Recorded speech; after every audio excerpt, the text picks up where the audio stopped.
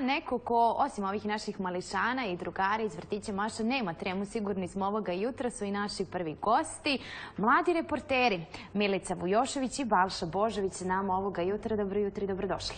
Dobro jutro.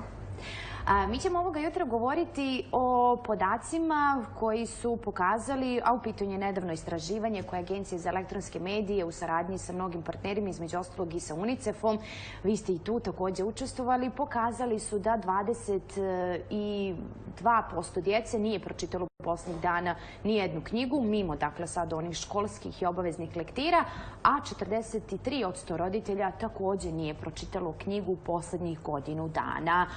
Podaci koji su prilično zabrinjavajući, svi smo se u tome složili, ali evo da čujemo i vas. Šta vi kažete? Pa, kao što ste rekli, prilikom istraživanja koje je sprovedeno prošle godine u avgustu, došli smo do podataka da čak svako peto dijete, ne u posljednjih nekoliko dana, već u posljednjih godinu dana nije pročitalo ni jednu knjigu van školskih zadataka. I mislimo da je to zabrinjavajući podatak kako i za roditelje, tako i za škole i biblioteke, zato jer ako znamo koliko knjiga utiče na sazrijevanje djeteta, na izgradnju njegovog identiteta. Mada i međutim treba da imamo na umu da su roditelji oni koji njihovim postupcima utiču i na nas i na način korištenja medija, zbog čega treba se osvrnemo na podatak da je oko 43% roditelja nije pročitalo nijednu knjigu tokom ove godine, zbog čega ne bi trebali da nas čude podaci koliko i mladi ne čitaju. Da li vaši roditelji čitaju? Evo, vi nam otkrite. Moji čitaju zato jer, na primjer, mislim da su mi oni usadili tu neku kulturu čitanja i mislim da je važno da roditelji što prije počnu da čitaju sa djecom i također da kod njih razvijaju kulturu čitanja, da ih polako navikavaju na to.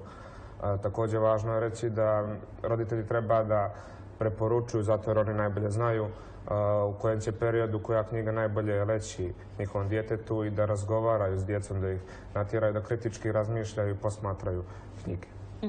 Kao što i znamo, knjige su neophodne u svim životnim dobima, zbog čega bih ovom prilikom sve građane pozvala da krenemo da što više čitamo, razgovaramo, kritički analiziramo i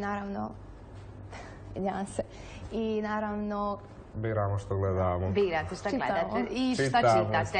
A evo kad smo već kod toga, možemo dobiti i preporuku od vas. Koju ste to knjigu vi posljednji put pročitali i kad? Ja sam pročitao, mislim... A da nije lektira. Sad čitam lektiru, ali sam posljedno pročitao Peto evanđelje od Iana Caldwella. To je jedan novi, moderni roman koji sadrži, na primjer, dijelove kriminalističkog, religijskog, istorijskog i baš zbog toga mi se svidi zato jer je raznovrsan i drži pažnju, nije težak za čitanje. A ti, Milice? Pa ja bih rekla, pored naravno lektire koju trenutno isto čitam, pročitala sam egipatsku i baroknu umjetnost, tako da mora da se čita zato što to je nešto najbitnije. Odlično. A evo pomenuli ste i da važnu ulogu imaju prije svega i roditelji, da se te navike stiču od malih nogu. Mislite li da mi imamo tu naviku kupovine knjiga? Da li se možda više, da li je vama to zanimljivo? Kako vi birate kad uđete u određenu knjižaru ili biblioteku? Koliko biblioteki posjećujete?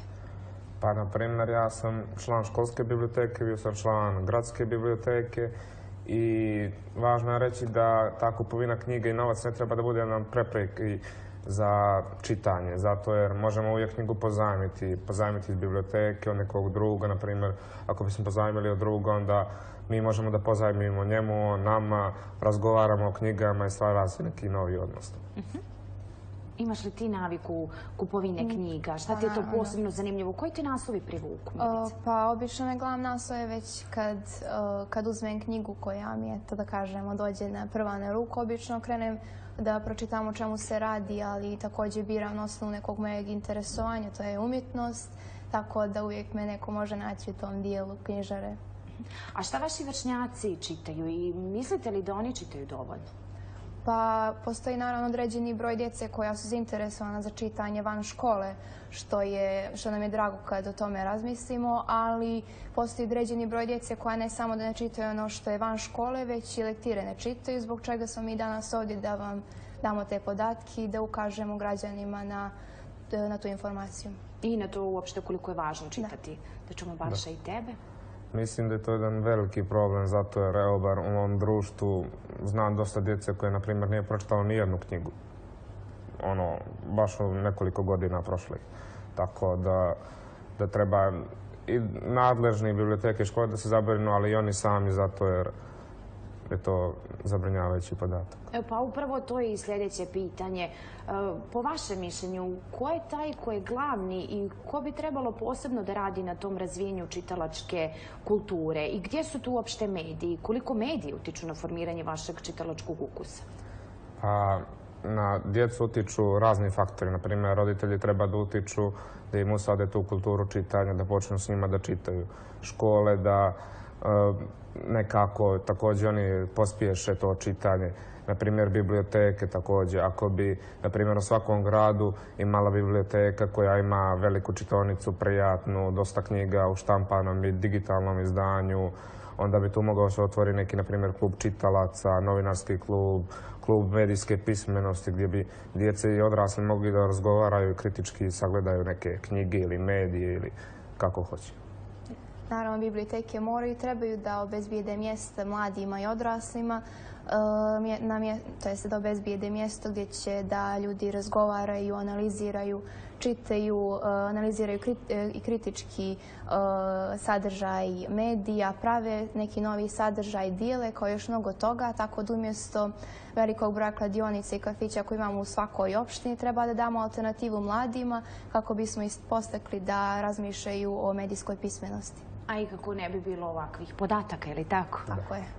Hvala vam lijepo što ste izdvojili vrijeme da budete gosti našeg jutarnjeg programa i eto, nadamo se da će, u stvari sigurni smo da će neko čuti ovo sve što ste vi kazali, šta to vama treba i da će se raditi na tome.